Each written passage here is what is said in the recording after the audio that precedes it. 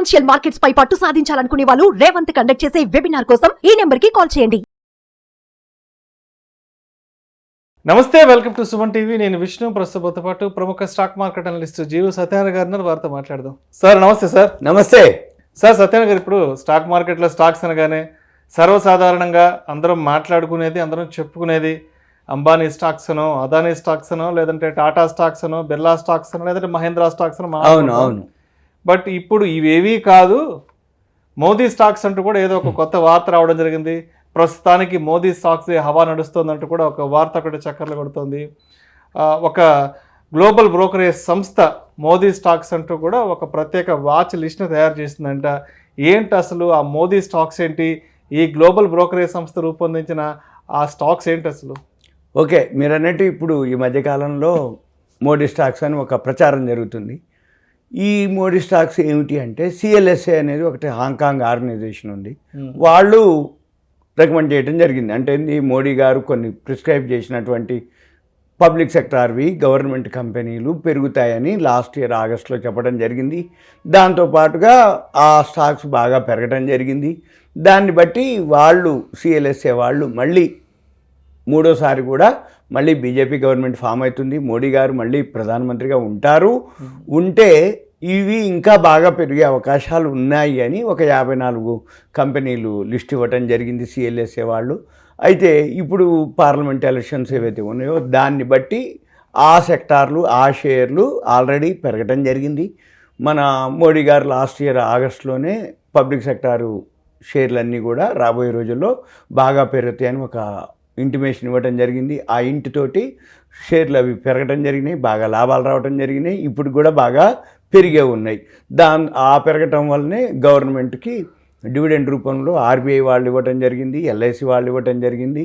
అంటే ఏవైతే public sector units ఉన్నాయో మంచి లాభాలు రావటం, ఆ షేర్లు బాగా పెరగటం, అవి డివిడెండ్లు అనౌన్స్ చేయటం. ఆ డివిడెండ్లు ఏవైతే ఉన్నాయో ప్రెసిడెంట్ ఆఫ్ ఇండియా పేరుతో ఉంటుంది ఎప్పుడైనా కానీ. జనరల్గా గవర్నమెంట్ కంపెనీలు అన్నీ కూడా ప్రెసిడెంట్ ఆఫ్ ఇండియా పేరుతో ఉంటాయి. అంటే ఏంది, ప్రభుత్వ వాటా అనమాట, ప్రభుత్వ షేర్లు.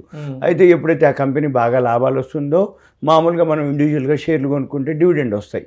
ఆ డివిడెండ్ ఏదైతే ఉందో గవర్నమెంట్ వాటా ఉంటుంది కాబట్టి గవర్నమెంట్కి వెళ్తుంది ఏది ఆ డివిడెండ్. అలానే ఇప్పుడు మోడీ స్టాక్స్ అని గవర్నమెంట్కి సంబంధించిన పబ్లిక్ సెక్టార్ యూనిట్స్ షేర్స్ కొన్ని రికమెండ్ చేయడం జరిగింది. వాళ్ళు సిఎల్ఎస్ఏ వాళ్ళు ఎవరైతే హాంకాంగ్ ఆర్గనైజేషన్ ఉందో వాళ్ళు మనకి చెప్పడం జరిగింది. అవేంటియో చూద్దాము. ఇవన్నీ కూడా ఒక ఇన్ఫర్మేషన్ మాత్రమే. ఎందుకు అంటే మళ్ళీ కనుక బీజేపీ గవర్నమెంట్ ఫామ్ వస్తే ఈ షేర్లు బాగా పెరిగే అవకాశాలు ఉంటాయి అని చెప్పడం జరిగింది. అంచనా మాత్రం, రైట్, ఇన్ఫర్మేషన్ మాత్రం. అయితే జనరల్కి కూడా మళ్ళీ ఎలక్షన్స్ ఏదైతే ఇప్పుడు జూన్ 1 లాస్ట్ విడతా ఉన్నాయి, 4th మనకి వచ్చేస్తాయి రిజల్ట్స్. అయితే ఆల్మోస్ట్ ఆల్ మళ్ళీ బీజేపీనే వస్తుంది అనేది ఒక మార్కెట్ వర్గాల అంచనా ప్రకారము ఈ షేర్లు బాగా పెరగవచ్చు అనేది మనం కూడా చెప్పడం జరుగుతుంది. ఇది ఏవైతే అంటే మోడీ గారు 10 ఏళ్ల పాలనలో ఆయన తీసుకున్నటువంటి సంస్కరణలు, ఆయన ఏవైతే తీసుకొచ్చిన పాలసీలు, వాటిని బట్టి ఏవైతే కంపెనీలు ప్రయోజనాలు పొందినాయో ఆ కంపెనీలకు సంబంధించిన ఏవైతే లిస్ట్ ఉందో అవి ఇంకా ఇన్వెస్టర్లకు లాభాలు ఇవ్వటం, అవే కంపెనీలు ఏవైతే ఉన్నాయో ఇంకా రాబోయే రోజుల్లో ఇంకా వృద్ధి అవుతాయి అని చెప్పడం జరిగింది. ఆ కంపెనీలు ఏంటియో, ఆ సెక్టార్లు ఏందో చెప్దాము సింపుల్గా. ఇప్పుడు ఆ 54 స్టాక్స్ ఏవైతే వాళ్ళు చెప్పడం జరిగిందో వాటిల్లో ఎల్ఎన్టీ, ఎన్టీపీసీ అంటే పవర్ సెక్టారు, మన డిఫెన్స్ సెక్టారు, తర్వాత ఎన్హెచ్పిసి నేషనల్ అనమాట, PFC power finance, ONGC, IGL అంటే గ్యాస్ కంపెనీలు, పెట్రోలియం కంపెనీలు, డిఫెన్స్ కంపెనీలు, IGL, Mahanagar gas, Bharti Airtel, Indus towers, Reliance, ఇటువంటి స్టాక్స్ ఉన్నాయి. వీటితో పాటు ఏదైతే 54 కంపెనీలు లిస్ట్ ఇచ్చిండ్రో ఈ 54లో ఏవైతే ఉన్నాయో సెక్టార్లు ఉంటాయి అన్నమాట.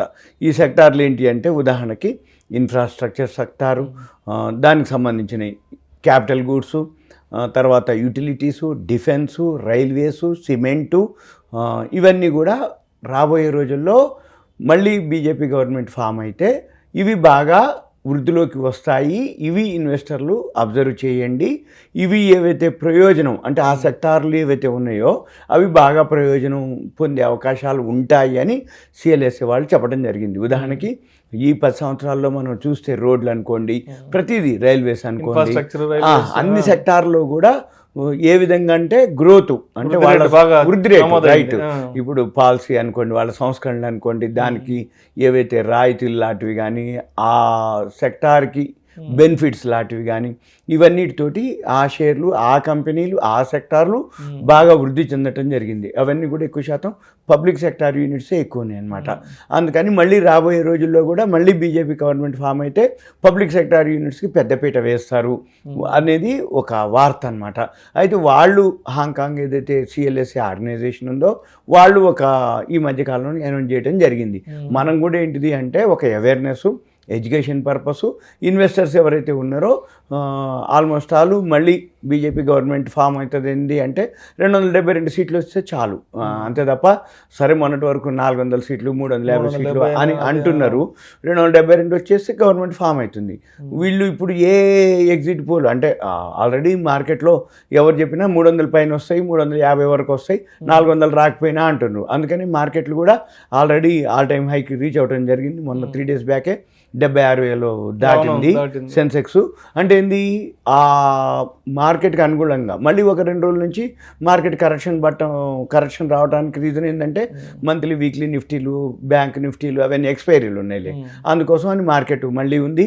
మళ్ళీ రేపు శుక్రవారం ఏదైతే 31 జూన్ ఉంది అంటే ఫ్రైడే, మళ్ళీ జూన్ మంత్ ఫ్యూచర్స్ ఓపెనింగ్ అనమాట. మళ్ళీ సాటర్డే ఎలక్షన్స్ ఉన్నాయి. సండే వచ్చేటప్పటికి ఏం లేదు. మండే మనకి అంటే స్టార్ట్ అయిపోద్ది ఇక ఎగ్జిట్ పోల్. ట్యూస్డేకి మనకి రిజల్ట్ వచ్చేస్తాయి. అంటే ఏంటిది, ఈ 4 రోజులు మనం అప్రమత్తంగా ఉండాలి అంతే. అంటే ఏంది, వాల్యూ ఉన్న స్టాక్స్ ఏవైతే ఉన్నాయో ఇప్పుడు ఈ 54 షేర్లు ఏదైతే సెక్టార్లు పేర్లు చెప్పామో అవన్నీ కూడా ఒక ఇన్ఫర్మేషన్ మాత్రమే. అయితే ఇప్పుడే కొనకపోయినా ఆల్రెడీ పెరుగున్నాయి కాబట్టి తర్వాత అయినా కొనుక్కోవచ్చు. మధ్యలో ఒకవేళ గవర్నమెంట్ ఫామ్ అవుతుంది 4th తర్వాత ఫండమెంటల్గా టెక్నికల్స్ చెక్ చేసుకొని మళ్ళీ అప్పుడు ఏం చేయొచ్చు, ఇంకా గ్యాప్ వస్తుంది. ఎందుకంటే గవర్నమెంట్ అనౌన్స్ గెలిచిండ్రని అనగానే అయిపోలే. తర్వాత మళ్ళీ వాళ్ళు గవర్నమెంట్ ఫామ్ చేయాలి, బడ్జెట్ చేయాలి.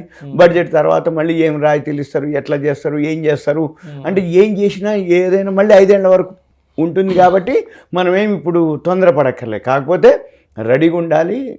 ఒక ఇన్ఫర్మేషన్ మాత్రమే. Thank you so much Satyanarayana గారు. గ్లోబల్ బ్రోకరేజ్ సంస్థ రూపొందించినటువంటి మోదీ స్టాక్స్ లిస్ట్ ఏదైతే ఉందో అది ప్రేక్షకులకు అవగాహన కొరకు, ఇన్ఫర్మేషన్ కొరకు, నాలెడ్జ్ పర్పస్ కోసం thank you so much sir. Suman TV ప్రేక్షకులకు ధన్యవాదాలు. Thank you. ఈ వీడియోలో ప్రస్తావించబడిన అంశాలు కేవలం ప్రేక్షకులకు అవగాహన కొరకు, ఇన్ఫర్మేషన్ కొరకు, ఎడ్యుకేషన్ పర్పస్ కొరకు మాత్రమే వీటి గురించి ప్రస్తావించడం అనేది ఇది మా రికమెండేషన్ అయితే కాదు. వీటిని రికమెండ్ చేయడం కూడా మా ఉద్దేశం అయితే కాదు. పెట్టుబడులు పెట్టే ముందు మీ అడ్వైజర్ని సంప్రదించి మాత్రమే నిర్ణయం తీసుకోగలరని మా మనవి. నమస్తే.